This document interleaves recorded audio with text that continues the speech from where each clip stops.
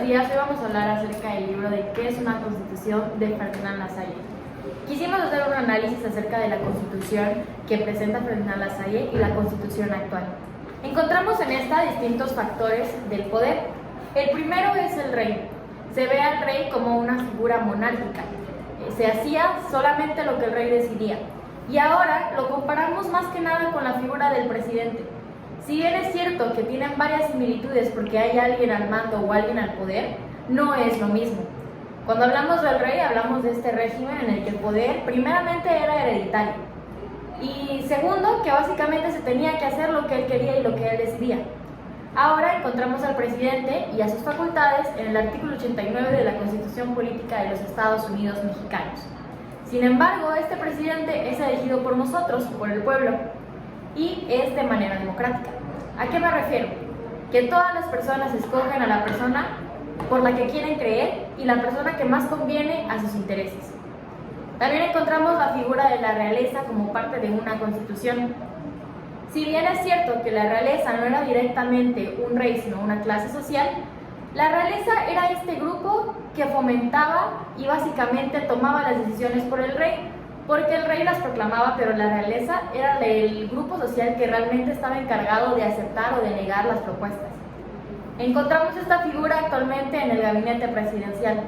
Al hablar de un gabinete presidencial nos referimos a este grupo de personas que están encargadas de aconsejar al presidente en la toma de decisiones.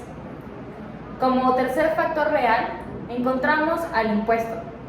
Actualmente, la figura del impuesto se ve en todos nosotros a través de los contribuyentes y a través de las recaudaciones tributarias.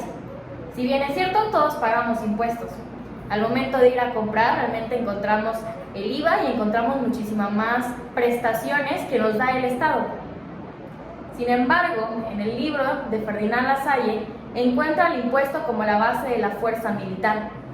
Pues, realmente no podías tener a un monarca que no estuviera respaldado por el poder coercitivo militar. ¿A qué me refiero?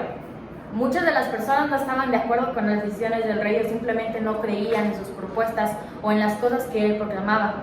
Entonces este rey tenía que imponerse para que las personas siguieran estas decisiones. Sin embargo, ahora la fuerza militar refiere a la protección de todos nosotros como Estado y del gobierno, no del presidente. Como último punto, encontramos también a la conciencia, a la cultura y el pueblo y a los banqueros e industriales. Hablemos de los banqueros e industriales.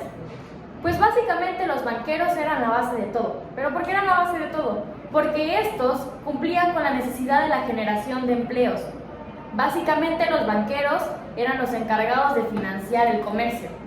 Y actualmente lo encontramos relacionado con la Cámara de Comercio. Los banqueros podría decirse que son parte importante y fundamental de la economía de nuestro país. Tenemos un sistema mixto. A esto nos referimos con que el Estado nos da las reglas del juego y nosotros decidimos cómo jugar. Las decisiones las tomamos nosotros siempre y cuando no vayan en contra de los intereses del Estado, o bien que el interés privado no vaya encima del interés público. Haciendo distinción de los banqueros, en la actualidad hay que relacionarlo no solamente de manera con los bancos tradicionales, sino con el Banco Mundial. Como se decía antes, Lassalle, el Estado estaba definido entre los intereses de estos sectores más poderosos, como dice bien, los banqueros. En los burgueses vamos a distinguir los que Lassalle lo definía como clases sociales, ¿no? Que estaba compuesta por los banqueros, por los fabricantes y a través del Estado estos medios de producción, ¿no? Actualmente lo vamos a definir como mayormente con CAMIM, que es la Conferencia de Cámaras Industriales de los Estados Unidos Mexicanos, y el CONACO, que es la Cámara Nacional de Comercio. En el Parlamento vamos a distinguir que Lassalle lo definía de Cámara Alta y la Cámara Baja. La Cámara Alta actualmente lo vamos a poner como los senadores y la Cámara Baja de los diputados. La distinción antes es que la Cámara Baja no estaba supeditada por la Cámara Alta y no puede decidir sin la aprobación de esta. Hoy bien, los senadores están por encima de los diputados y estos diputados podrían ser pueden elegirse por mediante la sociedad. Mediante los senadores solamente era por voto popular o pueden ser elegidos incluso por decisiones de autoridades. Ferdinand Lasalle no retoma en un fragmento específico del libro la idea del gremio, sin embargo sí lo llega a mencionar dentro del tema burgués. ¿Por qué esto? Porque el gremio se contrapone contra este factor real de la burguesía, en tanto que entendemos que los burgueses son aquella clase social en su momento que tenía este factor adquisitivo y también tenía los medios de producción para generar riqueza, lo cual le convenía al Estado porque generaba ingreso del que podían tomar contribuciones como los impuestos. Entonces los gremios se contraponían a los burgueses porque los gremios eran estos trabajadores organizados en busca de sus intereses que se contraponían contra los burgueses. Actualmente los encontramos en los sindicatos de trabajadores, por ejemplo en el Sindicato Nacional de Trabajadores de la Educación, que ha sido un factor real de poder muy muy importante en la historia de México y sobre todo en su constitución, por lo que vemos en los artículos referentes a la educación, tomando en cuenta a los trabajadores de educación como parte esencial de la educación, que es una prioridad para el Estado.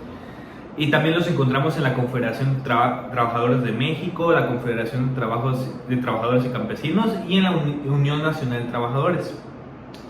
Por otro lado, Ferdinand Lasalle también menciona el factor real de poder de la aristocracia.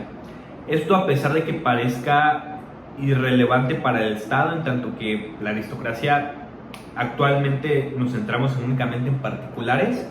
En su momento la aristocracia era parte esencial del Estado, en tanto que eran todos esos sujetos que tenían la capacidad adquisitiva, el patrimonio, las conexiones e incluso la sangre, porque también se tomaba en cuenta la familia y de dónde provenían.